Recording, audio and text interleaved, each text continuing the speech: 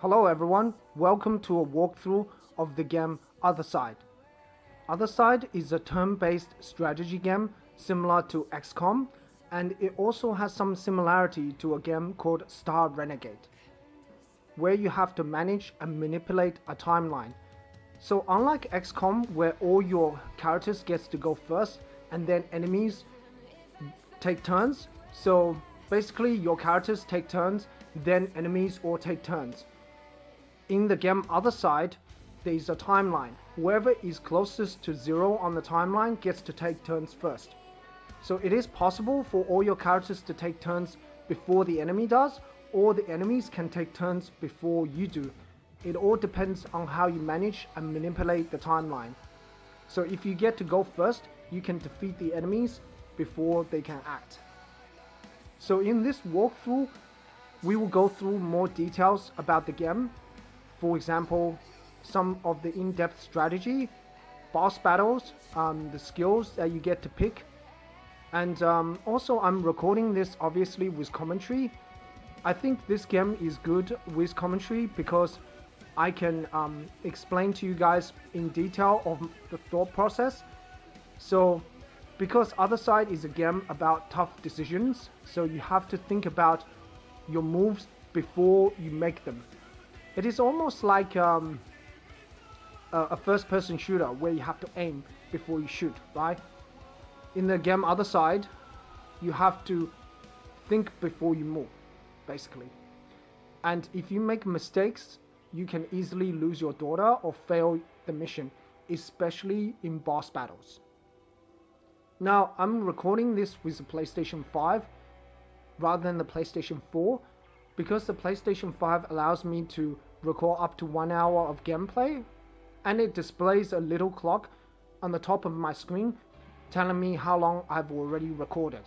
So that's really useful because if I'm close to the limit of 1 hour, then I can stop the recording. I don't have to time the recording using an external device.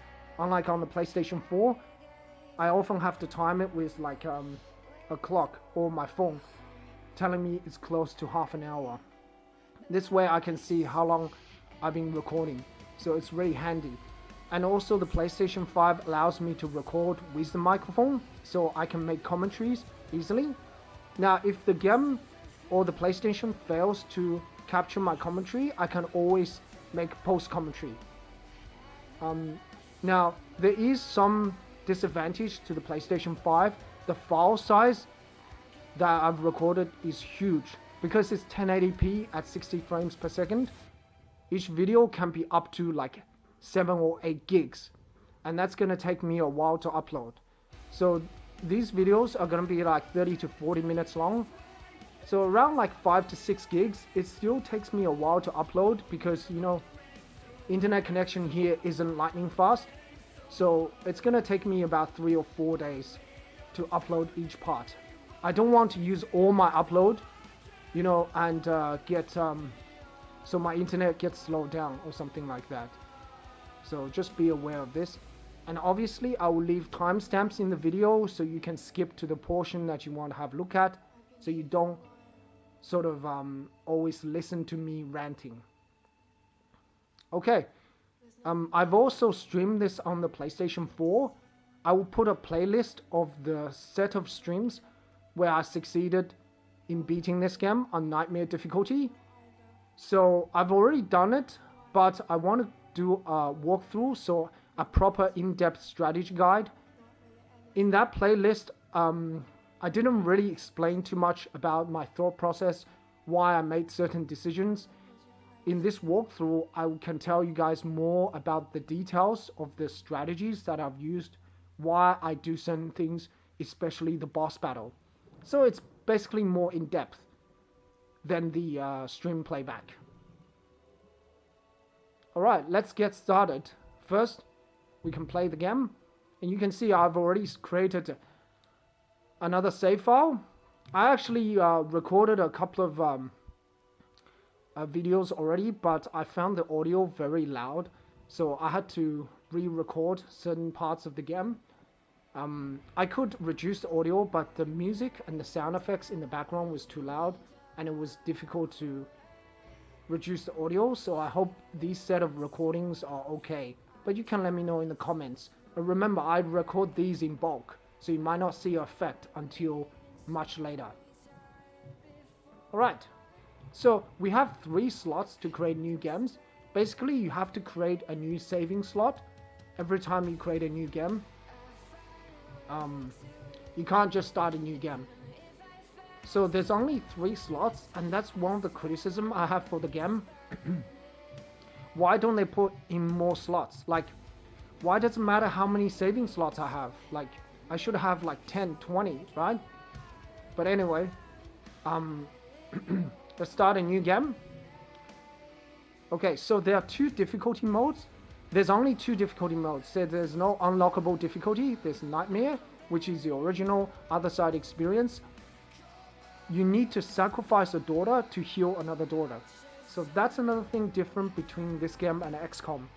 XCOM, if your character gets injured, you can heal them with medkits, and even if they get injured after a mission, after a certain amount of time, they will recover and you can use them again. However, in the game Othercide, your daughter does not get healed. On a lower difficulty called Dream, yes, your daughter recovers 50% HP every day, and you get a free resurrection token. So resurrection token is what you get to resurrect your fallen daughters. But on Nightmare difficulty, the only way to heal another daughter is to sacrifice a daughter. This means you end up having a problem with strength of numbers, because you may lose enough daughters that you can't continue, or you have lots of daughters with very low health, which means you're very, very easy to die. So it's a game about tough decisions, and this is one that makes it very unique. Alright, let's start with the Nightmare difficulty. I want to press the right button. Do you want to play the tutorial again? Sure. Let's play the tutorial and go through some of the details of the game. From behind the veil they grow. Those you should always be aware. In muted darkness they flow. Those who fed on your nightmares. The Book of Nostra. For centuries, the mother has protected Veil, preventing a foreshadowing. Her journey has led her to the deserted streets of the city, rotted by the plague, where a greater threat awaits.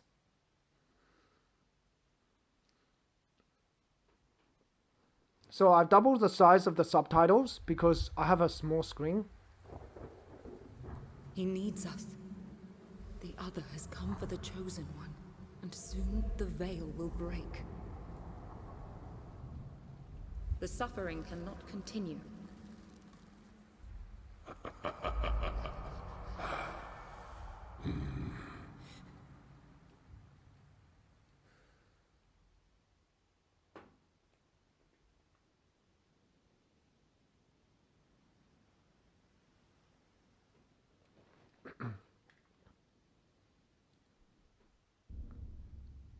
Age of Shattering, 1897.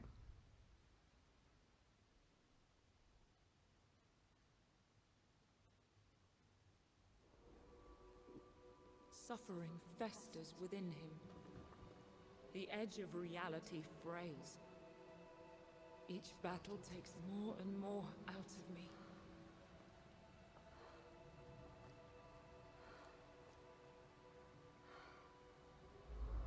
The other could shred the veil and devour our world. Will you stay with me until the end? I'll give what I can, what I have left. Let it go here and no further.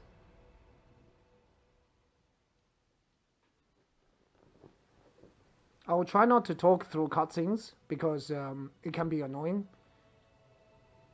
Watch, my friend. Once I move to strike, the first will fall.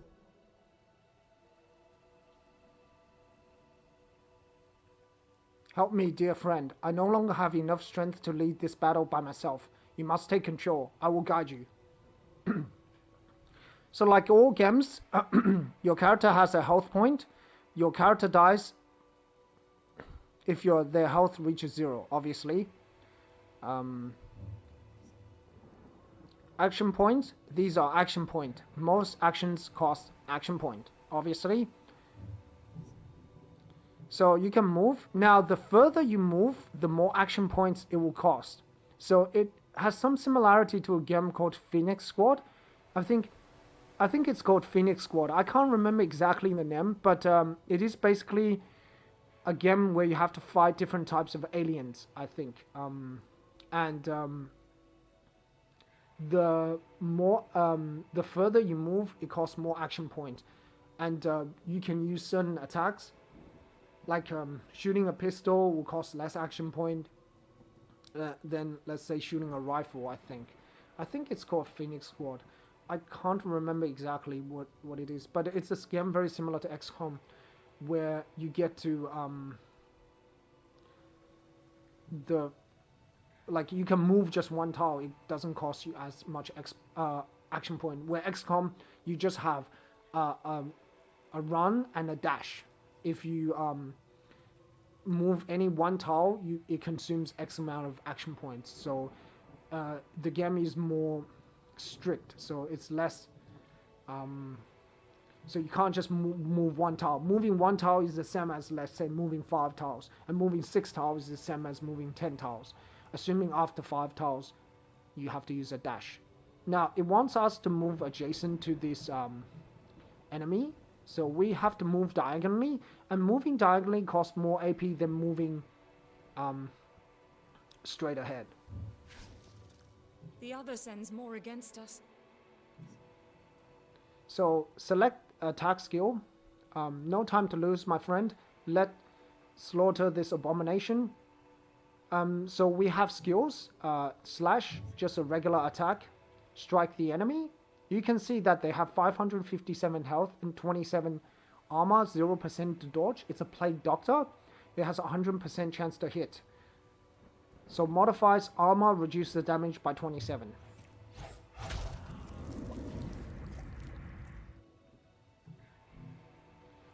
The timeline orders all units by their initiative and moves forward whenever a unit ends their turn. A unit can play when it reaches 0 on the left side of the timeline.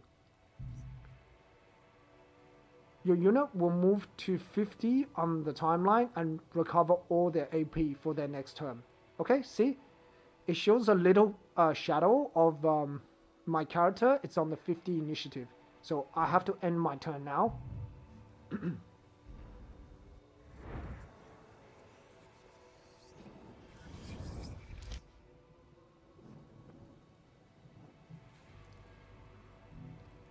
Timeline. Delayed skills immediately end the unit's turn, and their powerful effects are activated later on the timeline. The cultist is preparing a delayed massive shot. Select shield charge. This skill will delay the target's next action. It will also cancel their delayed attack, massive shot.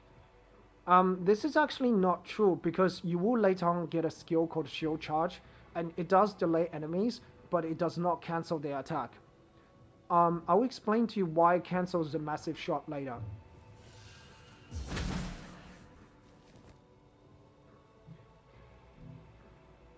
Interrupt skills can stop a single enemy attack and immediately launch a counterattack. Warning, interrupt skills cost HP. So there are skills which you can use to interrupt enemy attacks. So let's select Vengeful Stance. So rather than costing AP, it costs HP. Your unit will move to 50 on the timeline and recover all their AP for the next turn.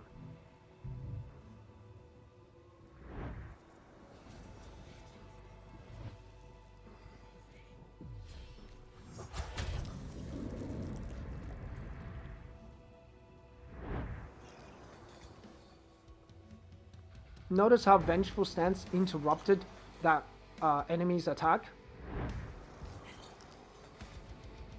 Fear not.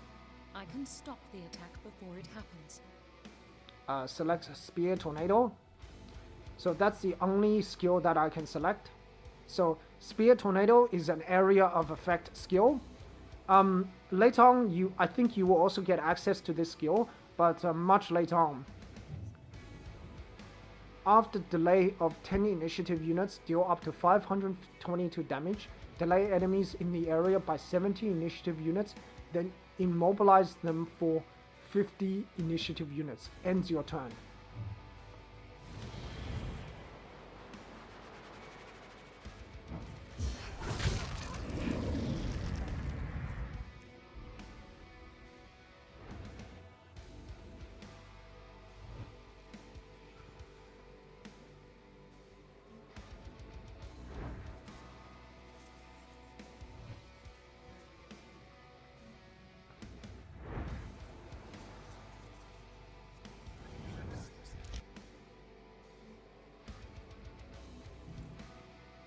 Action points burst.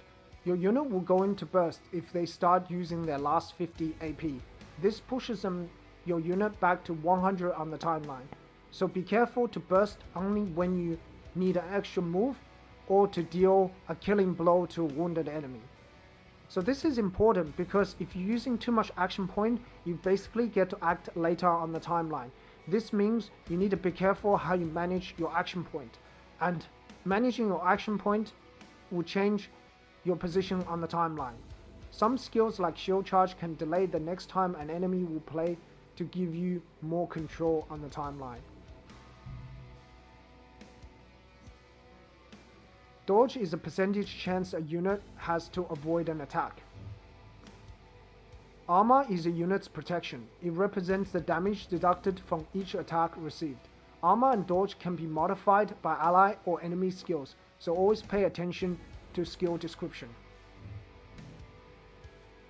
Timeline. Remember, the timeline is the key to winning battles. Powerful delayed skills end your turn immediately and activate later. Interrupt skills prepare your unit to block an attack and strike back after their turn. Some skills delay the next time an enemy will play to give you more control. Using your last 50 AP will provoke a burst, pushing your units to 100 on the timeline. Gift gives me such strength. Okay, so we get to take control of Mother. Mother is a very powerful character. I believe in your control me freely now. I give you the last of my strength. Okay, so let's have a look at the units that we are dealing with. The Curse Therapist, the Plague Doctor, and the Plague Doctor. Okay, so the Curse Therapist has Snapshot. Invade a nearby daughter and shoot to deal up to 150 damage. So he will use, or he or she will use this skill if you get too close to them. So they will run away and hit you. But let's have a look at the delayed massive shot. See, notice that delayed massive shot had a red area, but it also shows that 2 tiles away from the Curse Therapist that the red box is not appeared. This means the massive shot has a minimum range. It's almost like they can't attack you if you're right next to them. So the reason shield charge interrupts this attack is because shield charge pushes your character or pushes Mother right next to them. So shield charge pushes the Mother right next to the cultist, and because it pushes your character right next to them, the massive shot is cancelled because it has a minimum range. You're within the minimum range, so they can't attack you. So to escape from the massive shot, you can either go right next to them, or you can move away from their lock-on range. So there's 2 ways to escape it. Now, if you move into the minimum range, if you didn't manage to defeat the Curse Therapist on your turn, if it managed to take turn before you move again, it will run away and try to shoot you with a skill called a Snapshot. So just be careful. Alright. So Snapshot is similar to the skill in XCOM where you can move and shoot. Okay, so we can see on the timeline that we need to do something about the massive shot. We don't need to worry about this cultist because he can't reach us once we get next to this range unit, but this cultist or this plague doctor can hit us. So what we are going to do is we are going to use shield charge on this enemy. This will do damage and delay them on the timeline and also cancel their attack. Because as I said, we are within their minimum range. Then I'm going to use Vengeful Stance, and the reason I'm going to use Vengeful Stance is because it allows me to cancel an incoming attack by this cultist or by this plague doctor. So this plague doctor will try to hit me and then I will cancel its attack because I have Vengeful Stance. So you can see, cancel the first melee attack and deal up to 992 damage. Okay, so we end our turn because we don't want to go into burst.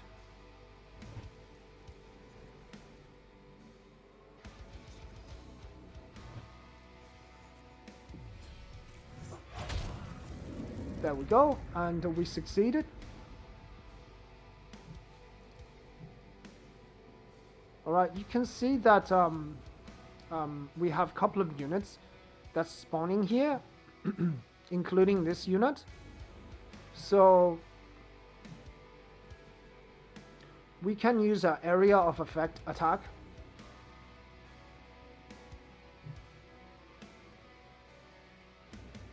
Like this. The area of effect attack would allow us to defeat all these enemies that get spawned.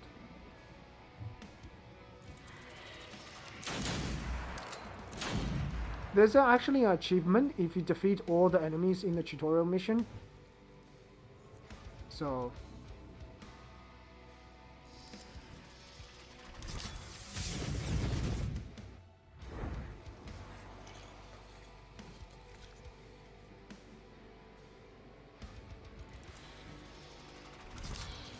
I forgot to use Vengeful Stance, but it's okay. Not a huge problem. So we took some damage, right? If we use the Vengeful Stance, we can mitigate this damage. However, we will also take damage from Vengeful Stance. So sometimes it is, sometimes you have to think about,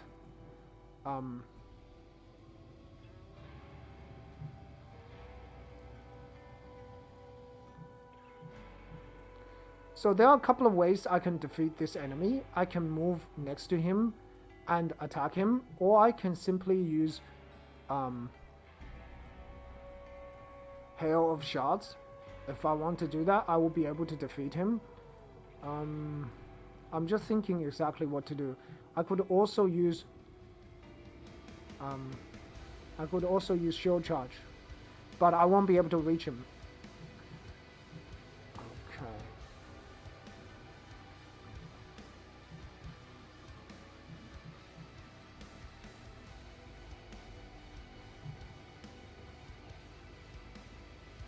Alright, that's not the exact way that I've done this before. So I've done this slightly different.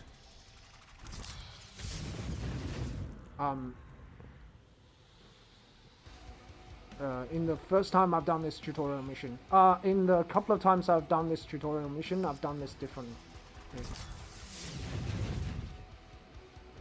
It's a bit of an overkill, but it's okay.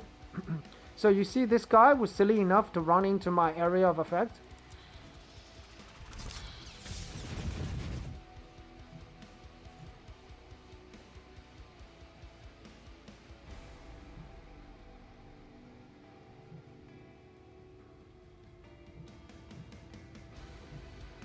Okay, so we can move to here.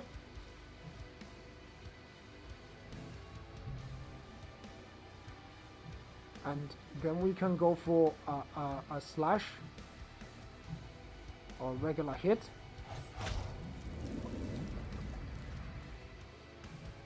And then we will move ourselves up, but we are going to use Vengeful Stance. So if this enemy decides to attack me, or basically this guy decides to attack me, he's gonna have a problem because he's gonna get interrupted.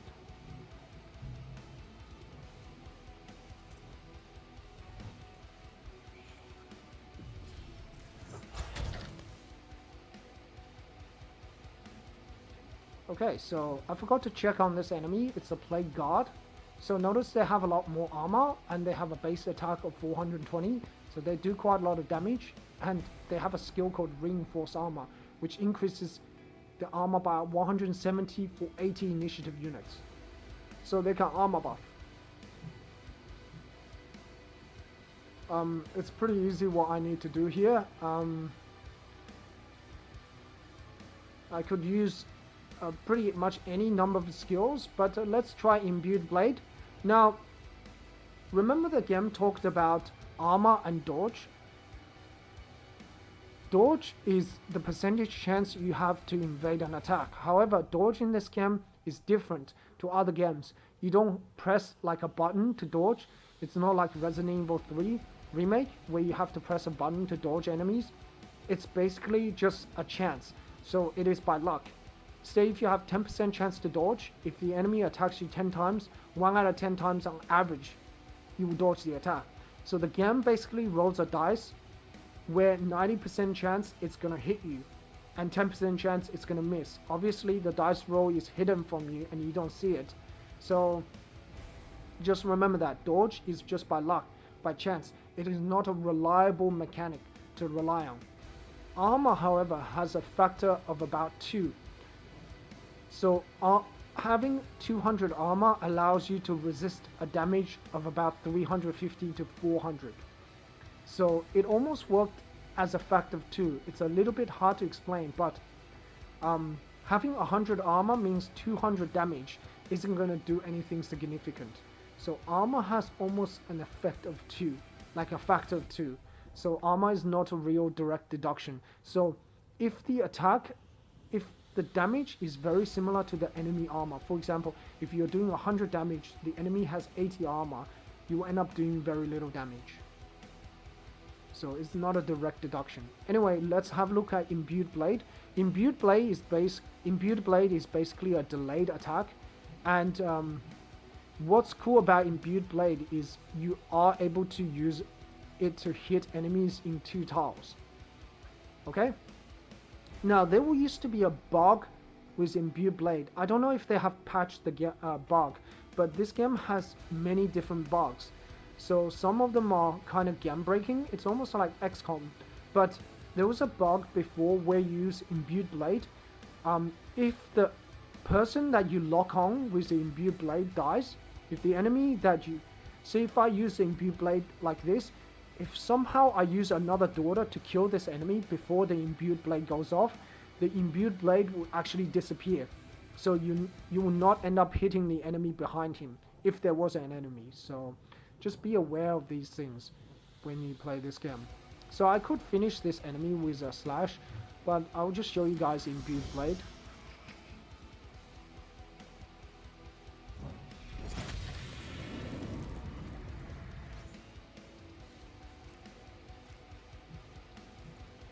Alright, so there is an enemy spawning, but this enemy is not someone that you can deal with. So we'll just have to finish our turn. There's nothing we can do. We can move around if we want to. Sure.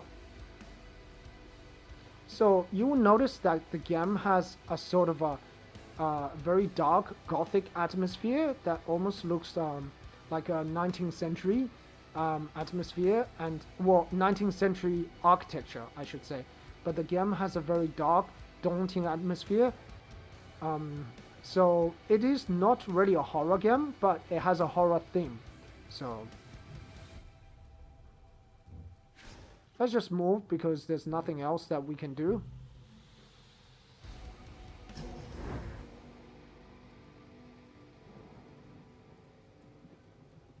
These are basically scripted events. You can't really change this.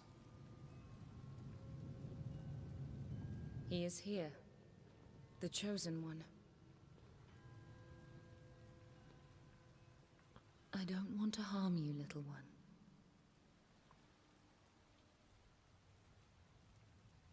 but we want to harm you very much.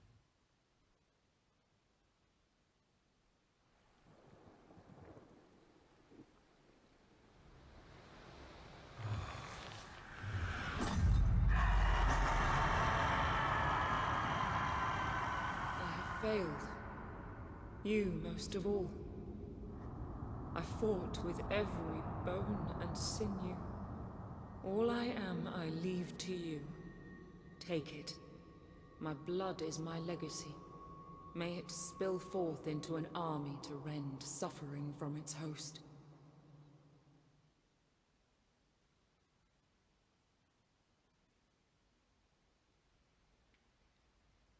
The city was destroyed, the veil fractured, thousands of souls perished, swallowed by the void.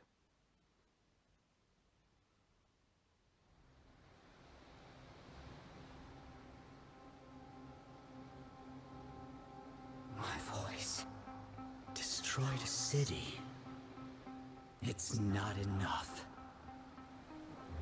How soon will you hatch? I want you in this world. I want to see what you can do. To those that hurt me. To those you will hurt. I can't wait.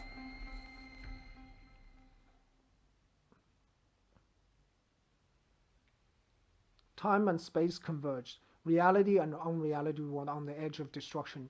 For the first time, another was close to breaking through.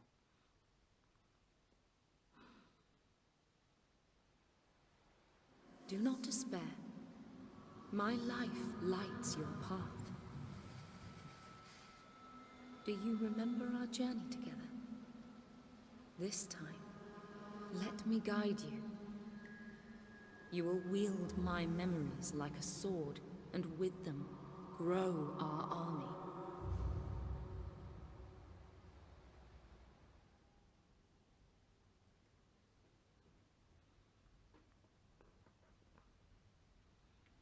And thus were they trapped in an everlasting loop. From recollection to recollection, daughters of the Red Mother die only to rise again. Age of Shattering, 1897, 1929.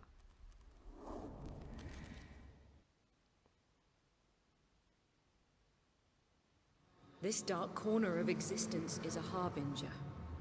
Soon all will follow. The very fabric of our reality is threatened. My last breath is near.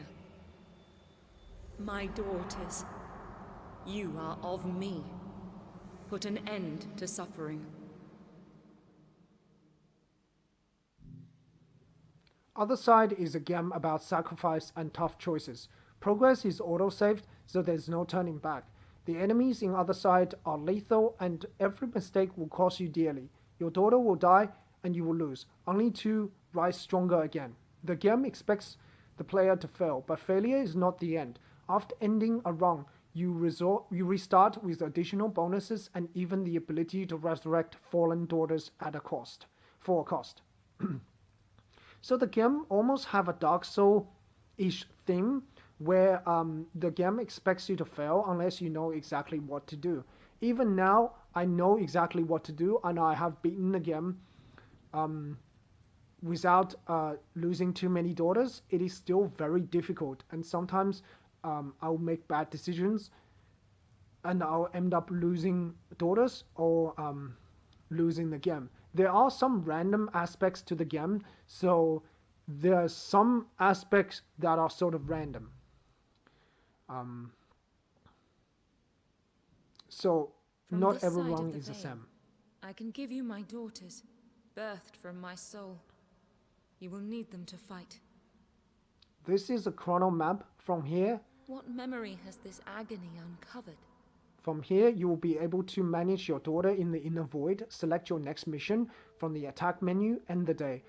Let's enter the inner void to germinate a new daughter.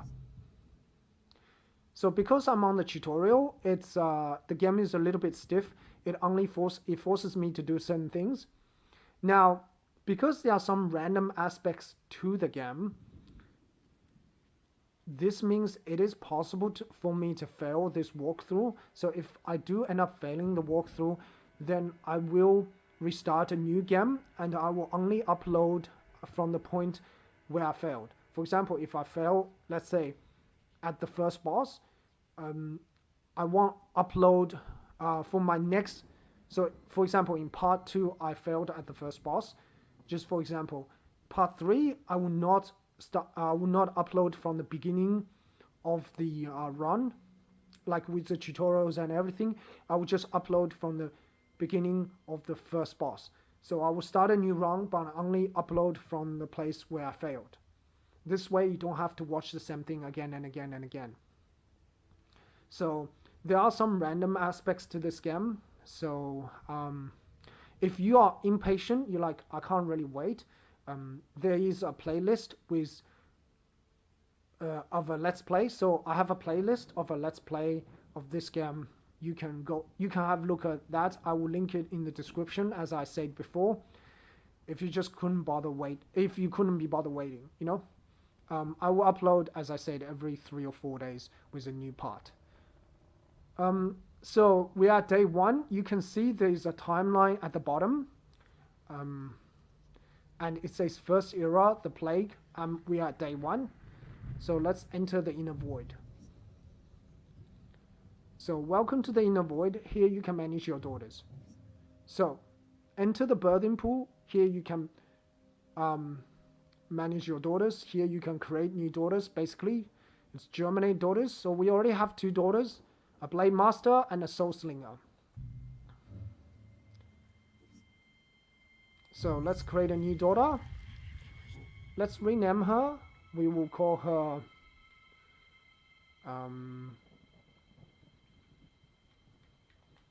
Rebecca, I guess.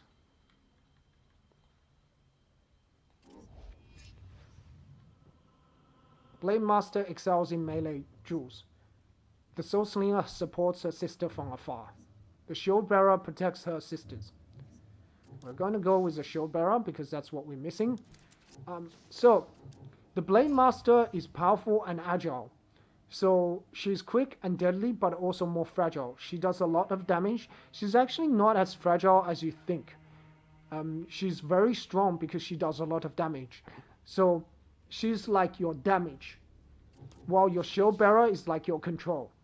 So your Shield Bearer is like your tank. So she's able to control enemies. She's more defensive. She has armor abilities, etc. The Soul Slinger is your range unit. Now, in the beginning, the Soul Slinger may seem a little bit weak, but she can actually output very high damage later on. And also she has ability to support. You can see their health, armor, dodge, and also critical chance, critical damage. Initiative push resistance. Initiative push resistance is enemies later on have skills to push you down the timeline. So they can actually push you further down the timeline, meaning that you can act later than they do. So initiative push resistance gives you resistance to this delay. Enemies obviously have this delay as well, for example, bosses. So you can confirm. So you can't confirm by X. Confirm is done by triangle. So one thing I really like about this game is it stops you from pressing buttons too quick, so you don't accidentally do something silly. The others are converging, warping reality. You must stop suffering from feeding. Go. Close the first synapse. So there are attacks or available synapses. So hunt mission. A new mission or synapses appear each day. Beat a synapse to close it. Select the synapse. So this is the first mission. Here you can view mission details and choose the daughter you want to send. Okay.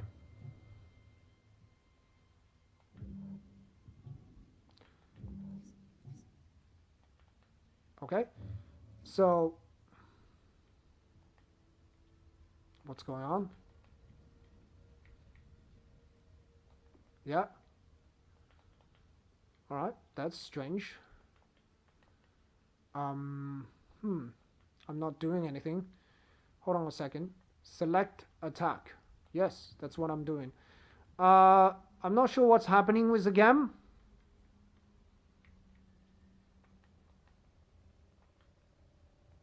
Yeah, so I'm just gonna go to the main menu and come back. Okay. I don't know exactly what's happening here, but looks like I can't select attack. Seems like the game is stuck. Alright, so let's go to the main menu.